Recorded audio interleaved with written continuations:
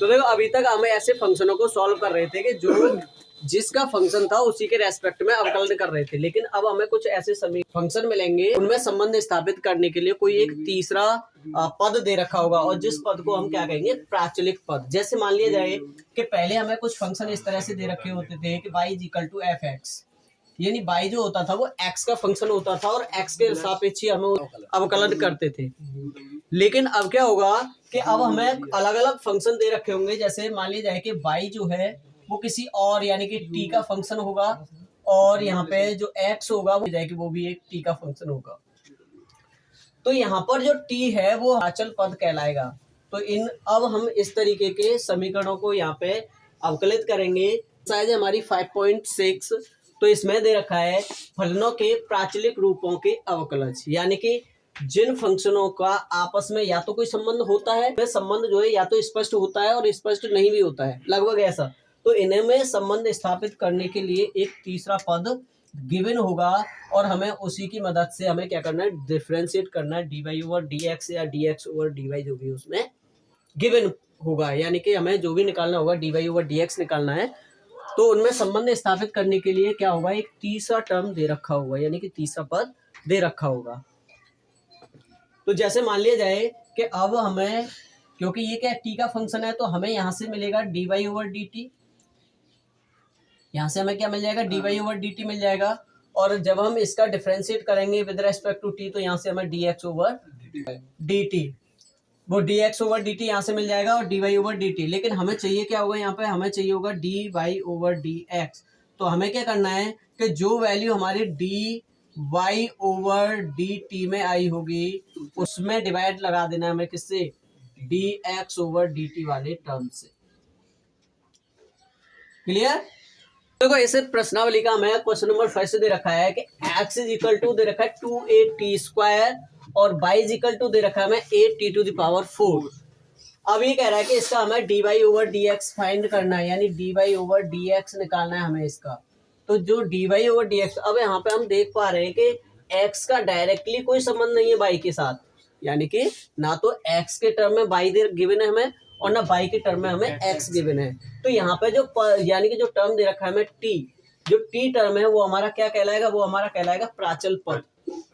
ठीक, तो हमें क्या करना है कि जो कॉमन दे रखा है, कॉमन का मतलब है कि जो प्राचल पद है हमें उसी के रेस्पेक्ट में अवकलन करना पड़ेगा यहाँ पे। यानी कि अगर t है तो ये, क्योंकि यहाँ पे a भी दे रखा है, तो a क्या है, क्योंकि यहाँ पे a जो है कांस्टेंट का कार्य करेगा, और जो हमारा 2 है वो कांस्टेंट है ही। तो हमें जो पद जो कॉमन दे रखा है वो t, उस t के रेस्पेक्ट में हमें दोनों का, यानी कि y का भी हमें क्या करना पड़ेगा, t के रेस्पेक्ट में अवकलन, और x का भी हमें t के रेस्पेक्ट में अवकलन करना पड़ेगा। तो हम पहले लेके चलते हैं x को। तो x बराबर दे रखा है हमें 2at स्क्वायर। तो यहाँ पे हम क्या करेंगे, x का अवकलन करेंगे हम t के सापेक्ष, यानी हमें यहाँ पे लिखेंगे t के सापेक्ष दोनों ओर अवकलन करने पर जब हम t के सापेक्ष करेंगे तो ये हो जाएगा हमारा dx over dt is equal to, तो देखो यहाँ पे क्या है कि जो 2a है वो क्या कांस्टेंट है, तो यहाँ पे हम 2a को पहले लिख देंगे एज इट इज। अब यहाँ पे क्या करेंगे, d over dt t square, तो ये आ जाएगा dx over dt is equal to 2a, और t स्क्वायर का हो जाएगा 2 इंटू टी। तो हम यहाँ पे लिख सकते हैं dx ओवर dt का वैल्यू आ गया हमारा 4at। इसे मान लें हम इक्वेशन फर्स्ट। क्लियर? अब हम लेके चलते हैं यहाँ पर y का टर्म। तो देखो y का टर्म हमें क्या दे रखा है, y इज इक्वल टू दे रखा है हमें at to the power 4। Clear? तो यहाँ पे हम क्या करेंगे, t के रेस्पेक्ट में अवकलन करेंगे। तो t के सापेक्ष अवकलन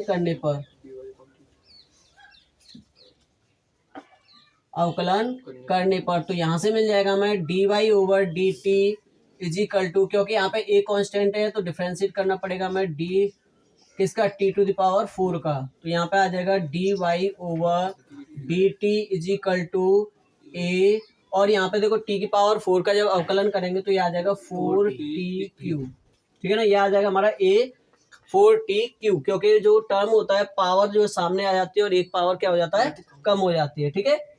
तो हम यहाँ पे लिख सकते हैं कि dy/dt की जो वैल्यू आ गई वो हमारी आ जाएगी 4a/t3। इसे मान लें हम इक्वेशन सेकंड। अब हमें क्या करना है, हमें निकालना है वैल्यू dy/dt का, ठीक है, वो सॉरी dy/dx की वैल्यू निकालनी है अब हमें। तो dy/dx की वैल्यू निकालने के लिए हमें क्या करना पड़ेगा कि जो dy/dt आया होगा उसका भाग दे देना है हमें dx/dt से। तो यहाँ पे लिखेंगे dy/dx is equal to dy/dt upon dx/dt। तो dy/dt की वैल्यू कितनी आई हमारी 4a/t3 अपॉन, और dx/dt की वैल्यू हमारी कितनी आई है 4a/t। तो देखो 4a से 4a कट गया, t की पावर कम हो जाएगी तो यहाँ पे बचेंगी पावर 2, तो यहाँ पे बचेगा t²। तो यहाँ से हमें मिला कि जो dy/dx की जो वैल्यू आएगी वो कितनी आएगी t²। क्लियर। Question number 2। तो इसमें क्या है कि x जो है वो दे रखा है a cos थीटा और y दे रखा है b cos थीटा। तो अब हमें यहाँ पर प्राचल पद ढूंढना है। तो प्राचल पद दे रखा है, क्योंकि देखो a तो हमारा कांस्टेंट हो गया, यहाँ पर b कांस्टेंट हो गया। तो ये जो फंक्शन है वो किस पर डिपेंड करेगा, थीटा की वैल्यू पर, क्योंकि कॉस अगर हम थीटा की वैल्यू चेंज करते जाएं तो कॉस थीटा की वैल्यू चेंज होगी, और यहाँ पे भी अगर हम थीटा की वैल्यू चेंज करते जाएं तो कॉस थीटा की वैल्यू चेंज होगी। यानी कि जो फंक्शन है वो किस पे डिपेंड कर रहा है, थीटा पर, और ये फंक्शन भी हमारा थीटा पर डिपेंड कर रहा है। तो हमें यहाँ पर प्राचल पद क्या मिलेगा, थीटा। पहले हम समीकरण लेते हैं x is equal to a cos theta. दोनों ओर थीटा के सापेक्ष अवकलन करने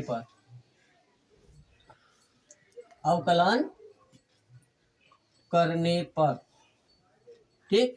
तो ये हो जाएगा d/d theta x is equal to a, क्योंकि a क्या है कांस्टेंट है तो कांस्टेंट को हम बाहर निकाल लेंगे, और ये हो जाएगा d/dx cos थीटा। तो क्योंकि यहाँ पे क्या x एक फंक्शन है तो इसे ऐसे लिखेंगे हम dx/d theta is equal to a, और cos थीटा का अवकलन हो गया माइनस के साइन थीटा। तो ये हो जाएगा dx/d theta is equal to minus a sine theta. तो ये तो आ गया हमारा पहला इक्वेशन। अब हमें दूसरे में दे रखा है y is equal to b cos theta, y is equal to b cos theta. तो यहाँ पे लिखेंगे दोनों ओर थीटा के सापेक्ष अवकलन करने